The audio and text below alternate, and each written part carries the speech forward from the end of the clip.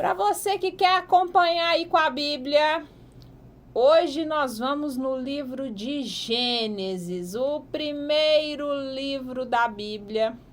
E hoje vamos falar sobre sonhos. Lute pelos seus sonhos. Não pare no meio do caminho. Às vezes acontecem situações que fazem a gente desanimar, fazem a gente querer largar tudo de mão, mas essa palavra de hoje vai te dar ânimo. Essa palavra de hoje vai te mostrar como que o Senhor se agrada quando os seus filhos se esforçam para correr atrás daquilo que realmente precisa. Então hoje nós vamos no livro de Gênesis, capítulo 25, versículo 21. Livro de Gênesis, capítulo 25, versículo 21. E assim diz a palavra: Isaque orou insistentemente ao Senhor por sua mulher, porquanto era estéril, e o Senhor ouviu as suas orações, e Rebeca, sua mulher, concebeu. E os filhos lutavam dentro dela. Então disse: se assim é, por que sou eu assim? E foi perguntar ao Senhor. E o Senhor lhe disse: 2 nações há no teu ventre, e 2 povos se dividirão das tuas entranhas.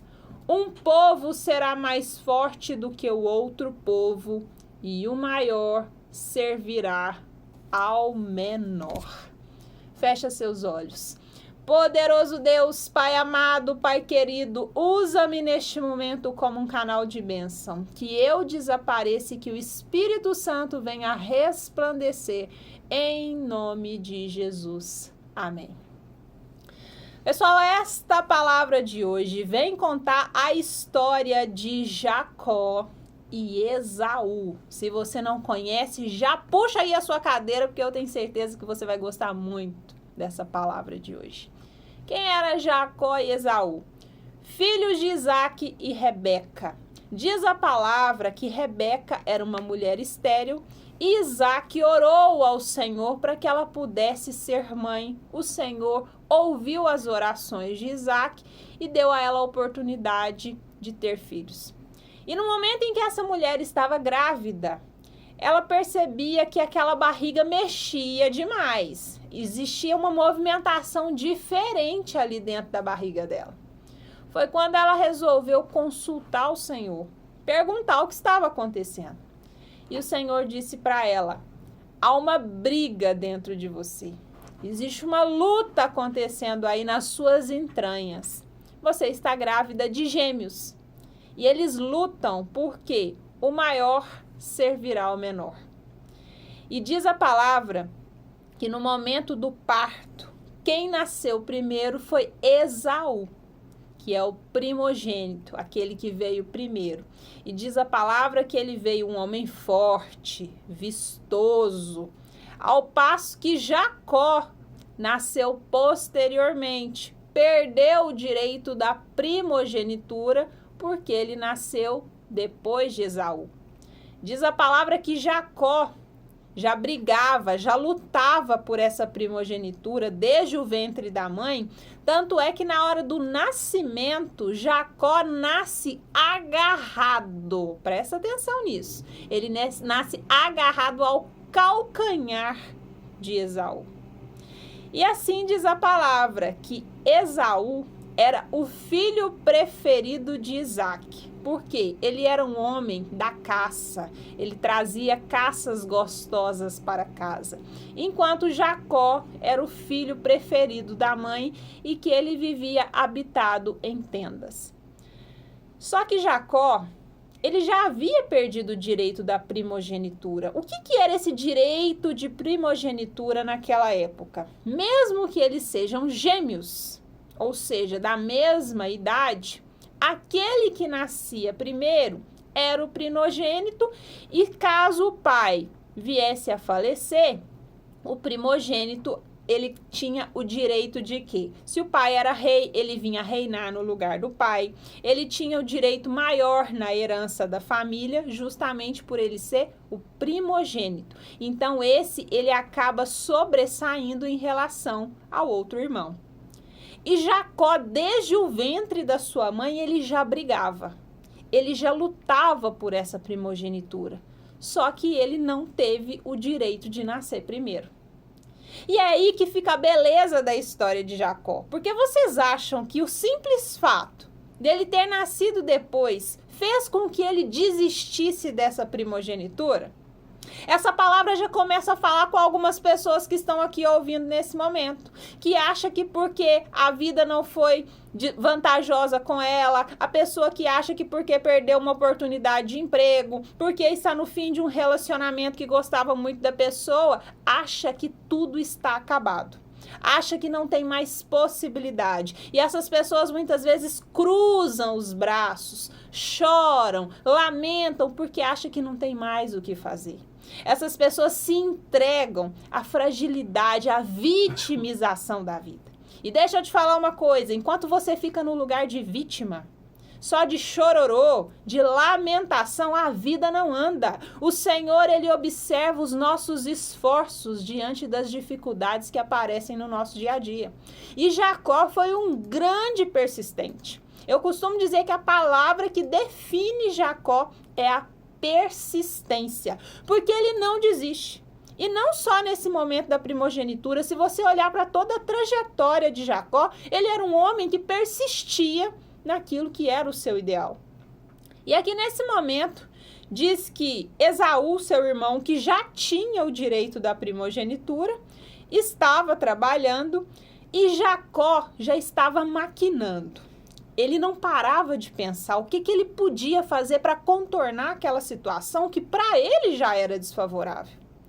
Foi quando ele foi fazer uma sopa, um guisado.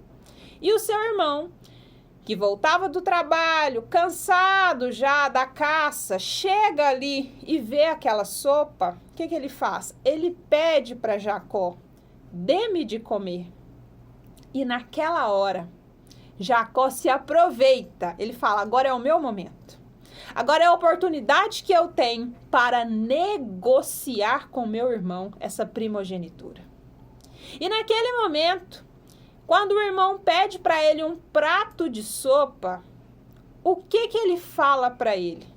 Eu só vou te dar esse prato de sopa se primeiro você me vender o seu direito de primogenitura. Olha a ousadia de Jacó. Confesso para vocês que durante muito tempo, quando eu li essa palavra, eu não tinha o entendimento que eu tenho hoje. Eu achava que Jacó era um trapaceiro. Eu chamava ele de trapaceiro porque eu falava, como é que pode um irmão querer vender um prato de sopa para o outro irmão? Só que eu não conseguia olhar para o desprezo que Esaú dava para o seu direito de primogenitura. Porque aquilo já era direito de Esaú. Ele já tinha esse direito consigo, e no momento que ele tem esse direito da primogenitura, e Jacó fala para ele, vende-me o seu direito de primogenitura, o que Esaú fala para ele? De que me serve essa primogenitura? Eu estou aqui prestes a morrer de fome, e você acha que eu estou preocupado com primogenitura? Olha o que Esaú está falando, olha o que ele está verbalizando para o irmão dele. Eu não estou preocupado com isso. Você que fica o tempo todo correndo atrás dessa primogenitura, isso para mim não vale de nada. Somos nós que muitas vezes temos saúde, temos um teto que nos abriga, temos as bênçãos do dia a dia e a gente para de reconhecer tudo aquilo que a gente já tem e fica apegado somente naquilo que nos falta. Nós nos esquecemos o quão agraciados somos todos os dias com tudo aquilo que o Senhor nos sustenta e nos mantém, mas a gente fica aprisionado a desejos passageiros, a necessidades momentâneas, porque é o que estava acontecendo com Esaú. Ele estava com fome desde quando alguém morre por ficar uma refeição sem comer. Mas quando ele olha para aquele prato de sopa, aquilo brilha aos seus olhos que ele nem vê o que ele está negociando com o irmão. O que ele está abrindo mão. Ele estava abrindo mão de uma herança que era sua por direito, mas ele trata aquilo com desdém. Somos nós que muitas vezes estamos tão apegados ao dinheiro, à necessidade de trabalhar exaustivamente, aquilo que a gente quer conseguir, que a gente esquece daquilo que nós já temos, que é a saúde, que é a vida, que é um lar, uma família. Muitas vezes chegamos em casa na correria, sequer temos tempo de sentar à mesa para comer com os nossos familiares com tranquilidade, porque ficamos tão apegados àquilo que ainda queremos adquirir, que nós nos esquecemos daquilo que nós já somos agraciados todos os dias. Nós ficamos apegados ao que falta e não reconhecemos aquilo que já temos. Então, naquele momento, o que eu acho que é o mais grave com Esaú é o desprezo. Fico imaginando o Senhor olhando para essa situação. Um irmão negociando e o outro desdenhando daquilo que já havia sido oferecido para ele. Então, naquele momento, quando Esaú fala que aquilo para ele era indiferente, ainda assim, o desejo de Jacó era latente. Ele fala: antes, jura-me primeiro. Eu quero que você me jure que ao comer esse prato de sopa, você estará me vendendo o seu direito de primogenitura. E naquele momento, Esaú vende para Jacó o seu direito de primogenitura. E diz a palavra que o Senhor reconhece essa venda. O Senhor abençoa. E Jacó, naquele momento, ele recebe o direito, a bênção da primogenitura. Isso também nos faz pensar de como é que o Senhor trata as alianças que nós fazemos aqui na terra. Como que o Senhor respeita alguns contratos que a gente faz, mesmo que seja na hora do impulso. O Senhor, ele vê a intenção do nosso coração. Porque ali, por mais que Esaú estava com fome, o Senhor também olhava para o desprezo que ele tratava aquela primogenitura.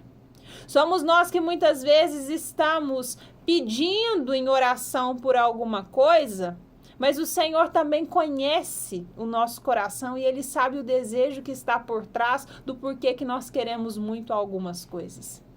Existem pessoas que estão aqui pedindo por coisas para o Senhor que não são nem para si próprio, às vezes é para esfregar na cara de outras pessoas. Assim foi com Ana. Não sei se vocês conhecem a história de Ana, que está lá no livro de 1 Samuel, que conta exatamente sobre isso. Ana era uma mulher estéril e que ela sonhava em ser mãe. Mas durante muito tempo ela orava por um filho e o Senhor nunca atendia a sua oração. Sabe por quê? Porque ela queria um filho para esfregar na cara da sua rival, Penina. Porque Ana era esposa de Eucana e ele tinha duas esposas, que era Ana e Penina. Penina podia ter filhos e Ana não. Enquanto ela orava insistentemente por um filho, o Senhor nunca permitiu que ela gerasse. Mas por que ele não permitia? Porque ele sabia que a intenção não era de ser mãe.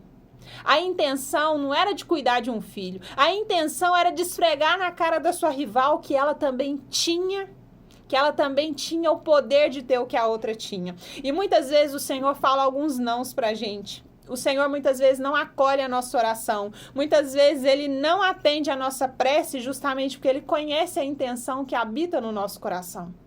Todas as vezes que os nossos pedidos estão alinhados com os propósitos que o Senhor tem, ele atende a nossa prece.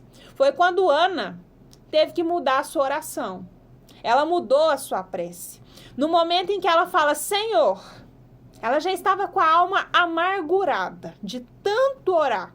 Tanto que o sacerdote Eli, quando viu ela no templo chorando, ele chegou a pensar até que ela estava embriagada, porque a alma dela estava amargurada. Assim acontece com muitos de nós, quando estamos demais, há muito tempo, pedindo por uma causa, por uma situação, as pessoas chegam até a pensar que a gente está doente, chegam a pensar que nós estamos loucos, que nós estamos embriagados, assim como Ana, porque a gente perde a lucidez diante de algumas necessidades que a gente acredita que tem. Então, Ana resolve mudar a sua oração.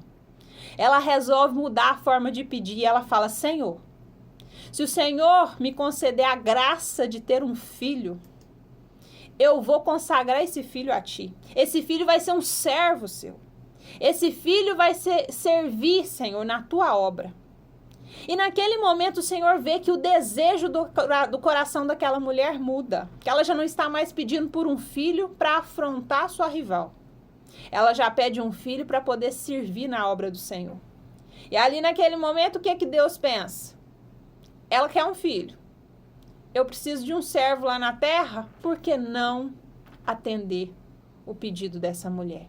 E assim acontece conosco também. É o momento que eu te coloco para pensar: qual tem sido a sua prece e a sua oração? Aquilo que você tem pedido tanto ao Senhor, a sua necessidade, o que você tanto ora, o seu pedido, a sua prece está alinhada com o desejo maior do Senhor? O que você tem orado, tem pedido, é algo que atende somente às suas necessidades ou é algo que também olha para a dor de outras pessoas? Porque o propósito do Senhor nunca é no individual. Sempre é no coletivo. Se aquilo que você pede tem a capacidade de ajudar outras pessoas além de você, pode ter certeza que na fila da bênção você vai ter prioridade. Porque o Senhor, ele sempre foca no coletivo. Ele sempre está à disposição daqueles que estão prontos a servir outras pessoas. E ali, voltando na passagem de Jacó e Esaú, quando o Senhor olha para Esaú, que já tinha o direito de primogenitura, mas que ele não estava nem aí para aquilo, que o Senhor poderia muito bem, no momento em que há uma negociação entre Jacó e Esaú, o Senhor podia negar aquela aliança, aquele contrato que um estava fazendo com o outro, porque o direito já era de Esaú, mas o Senhor sabia, ele estava reconhecendo ali o esforço de Jacó. O Senhor estava vendo quanto ele lutava por aquilo desde o ventre da mãe. Essa palavra vem falar aqui com algumas pessoas hoje: aprenda como Jacó a não desistir no meio do caminho. Sabe aquela pessoa que falou um não para você? Seja uma oportunidade de emprego, você que já parou de correr atrás, você que fala: mas está muito difícil, eu já estou desanimado. O Senhor fala: continua, eu estou do lado de cá observando os seus esforços diante da vida. Para de se fazer de vítima, para de só lamuriar, questionar. É hora de colocar a mão na massa e traçar planos, estratégias de enfrentamento. Como é que você vai sair dessa zona de conforto? Lembra de Jacó? Enquanto o irmão estava trabalhando, ele estava ali pensando como é que ele podia fazer para ganhar esse direito dessa primogenitura. Ele negociou. Fabiola, que por muitas vezes achava que Jacó estava trapaceando o irmão, não. Ele negociou. Ele não forçou Esaú a vender para ele. Esaú vendeu porque quis. E essa passagem também nos faz pensar no seguinte: quantas vezes nós tomamos decisões precipitadas, por quê? Porque nós estávamos aprisionados a necessidades do momento e não avaliamos o que estávamos perdendo em longo prazo. Aquela hora que você acha, que, assim como Esaú, ele estava com fome. Desde quando que ele ia morrer de fome? Mas ele deixou o desejo da carne falar mais alto e ele colocou a sua herança em jogo. Quantos de nós colocamos muitas coisas a perder porque a gente não avalia? Nós ficamos apegados às necessidades do momento, aquilo que a nossa carne quer para a hora. É aquela hora que muitas vezes a gente cai no pecado exatamente por isso, porque a gente quer viver prazer intenso. A gente não pensa no amanhã, a gente não pensa nas consequências, vai para a festa e tem que beber até o último momento como se não houvesse amanhã. É aquela pessoa que vai, né, e sai para prostituição. A menina que foi para a festa e beija um, beija outro, achando que ninguém está vendo. O Senhor está observando todos os seus comportamentos. É aquela hora do pecado encoberto que a gente acha que ninguém está reparando. Mas o Senhor está vendo como é que você lida com aquilo que ele te oferece, com aquilo que ele te deu, que é a vida. E nesse momento nós precisamos entender que nós estamos aqui para viver uma vida de renúncia. Renúncia o tempo todo. Esaú, naquele momento, ele tinha a oportunidade de falar não. Não para o irmão. Mas apegado a uma necessidade da carne, a fome, ele abre mão daquilo que ele tinha de mais importante. E depois não adianta questionar. Depois não adianta lamuriar. Muitas vezes, quando olhamos para a horta do vizinho, para o gramado do vizinho que está mais verde, muitas vezes olhamos só para o resultado, mas esquecemos de olhar para os esforços dessa pessoa. O que fez com que essa pessoa chegasse aonde ela está. E a gente fica na nossa zona de conforto, não faz o que precisa ser feito, e por isso fica difícil de reconhecer que algumas pessoas vão além dos limites, porque elas estão negociando o tempo todo. Deixa eu te perguntar nessa noite, você tem negociado por aquilo que você quer? Ou simplesmente porque a vida virou as costas para você, alguns nãos que você recebeu, você simplesmente se sente no direito de falar assim, não vou lutar mais, não vou buscar mais, a vida perdeu sentido, eu não quero fazer diferente. Reage, reage. O não a gente já acorda com ele todos os dias. Mas o que eu posso fazer para mudar o rumo da minha história? O que eu posso fazer para sair dessa situação? O que eu vou fazer para mudar o rumo da minha vida? Essa mensagem hoje está confrontando muitas pessoas que querem resultados, mas não querem pagar o preço de correr atrás. Não querem pagar o preço de quê? De colocar a mão na massa e fazer diferente do que tem feito. Então, eu espero que o Espírito Santo continue falando com vocês ao longo da noite. Que vocês saiam dessa zona de conforto. Saiam desse comodismo. Não aceite o não que você recebeu de imediato. Não aceite as circunstâncias da vida, as adversidades. Lute pelos seus sonhos, assim como Jacó fez. A vida ensinou para ele a ser um grande guerreiro e que a gente também aprenda, assim como ele, que os nãos podem ser reversíveis, mas para isso a gente precisa fazer a nossa parte. Então, eu espero que o Espírito Santo continue falando no seu coração. E agora a gente vai para o intervalo rapidinho e na volta a gente já vem finalizando com a nossa oração final.